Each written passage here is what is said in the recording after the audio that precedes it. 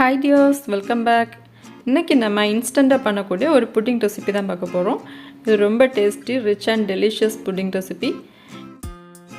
இது ரொம்ப ஈஸியா வீட்ல இருக்கக்கூடிய பொருட்கள் வச்சு குயிக்கா பண்ணிரலாம்.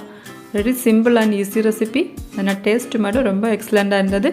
கண்டிப்பா எல்லாரும் ட்ரை பண்ணி பாருங்க. ஃபர்ஸ்ட் இந்த ரெசிபி பண்றதுக்காக நான் இப்போ ஒரு panல 2 டேபிள்ஸ்பூன் பட்டர் எடுத்துர்க்கேன். இப்போ பட்டர் கம்ப்ளீட்டா மெல்ட் ஆனதும் இதுல 2 டேபிள்ஸ்பூன் மைதா சேர்க்கலாம். இப்போ இந்த மைதாவை பட்டரோட சேர்த்து நல்லா mix பண்ணனும். மைதாவோட பச்சை ஸ்மெல் எல்லாம் மாறி நல்ல ஒரு ஃப்ளேவர் வரும். கீயோட ஃப்ளேவர் கம்ப்ளீட்டா மைதாவோட கம்பைன் ஆகணும். அந்த அளவுக்கு இத ஒரு 2 நிமிஷம் நல்லா குக் பண்ணனும்.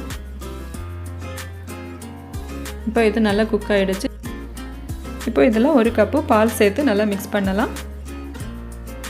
மைதால லம்ப்ஸ் எதுவுமே வராத அளவுல இது நம்ம கைவிடாம நல்லா குக் பண்ணனும். இத நல்லா mix பண்ணிட்டே இருக்கணும். அப்பதான் இது கட்டி இல்லாம நல்லா mix ஆகி வரும்.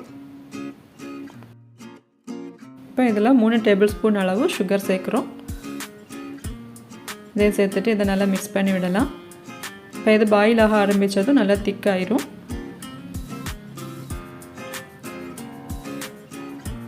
இப்போ இது திக்காக ஆரம்பிச்சாச்சு. நம்ம கைவிடாம இந்த டைம்ல நல்லா mix பண்ணி விட்டுட்டே இருக்கணும்.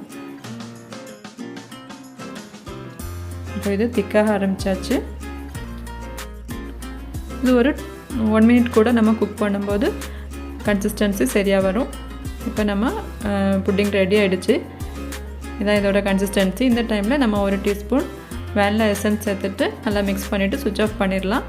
இது சூடு ஆறும்போது கொஞ்சம் கூட திக் ஆகும். சோ இந்த கன்சிஸ்டன்சில நம்ம switch off பண்ணிரலாம். இந்த புட்டிங் செட் பண்றதுக்காக நான் ஒரு கிளாஸ் பவுல் ஆல்ரெடி ரெடி பண்ணி வச்சிருக்கேன். சோ அதுல இந்த புட்டிங் மிக்ஸ்சர் கம்ப்ளீட்டா நம்ம ஆட் பண்ணிட்டு டாப் கொஞ்சம் லெவல் பண்ணி விட்டுறலாம். இப்போ இந்த புட்டிங் பவுல அப்படியே மாத்தி வச்சிட்டு நெக்ஸ்ட் நம்ம ஒரு கேரமல் ஜெல்லி ரெடி பண்ணனும். அதுக்காக ஒரு பவுல்ல 1 டேபிள்ஸ்பூன் cornflour எடுத்துர்க்கேன். இதுல 1/2 கப் தண்ணி சேர்த்து நல்லா mix பண்ணி இதையும் அப்படியே மாத்தி வச்சிரலாம். இப்போ ஒரு panல 1/4 கப் sugar கூடவே 2 டேபிள்ஸ்பூன் தண்ணி சேர்த்து இத பாயில் பண்ண வைக்கணும். sugar கம்ப்ளீட்டா மெல்ட் ஆகணும். மெல்ட் ஆகி இது கேரமலைஸ் ஆகி கலர் சேஞ்ச் ஆகணும்.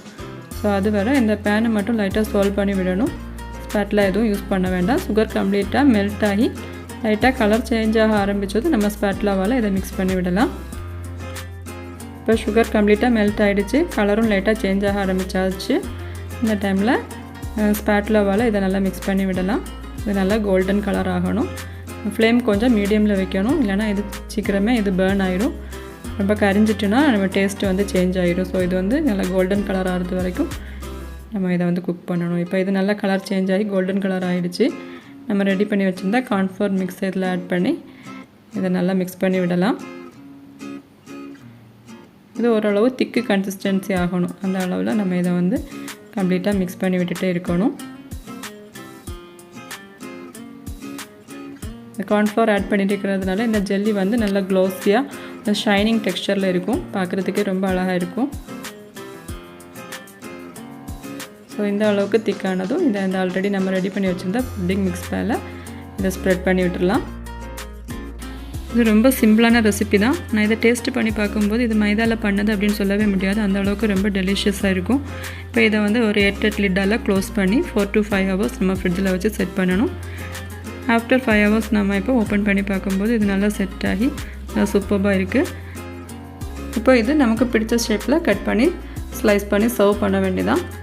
சோ ரொம்ப சிம்பிள் and easy ரெசிபி. நீங்களும் ட்ரை பண்ணி பார்த்துட்டு உங்களோட ஃபீட்பேக்ஸ் and கமெண்ட்ஸ் தெரியப்படுத்துங்க. இந்த வீடியோ பிடிச்சிருந்தா மறக்காம லைக் பண்ணுங்க, ஷேர் பண்ணுங்க.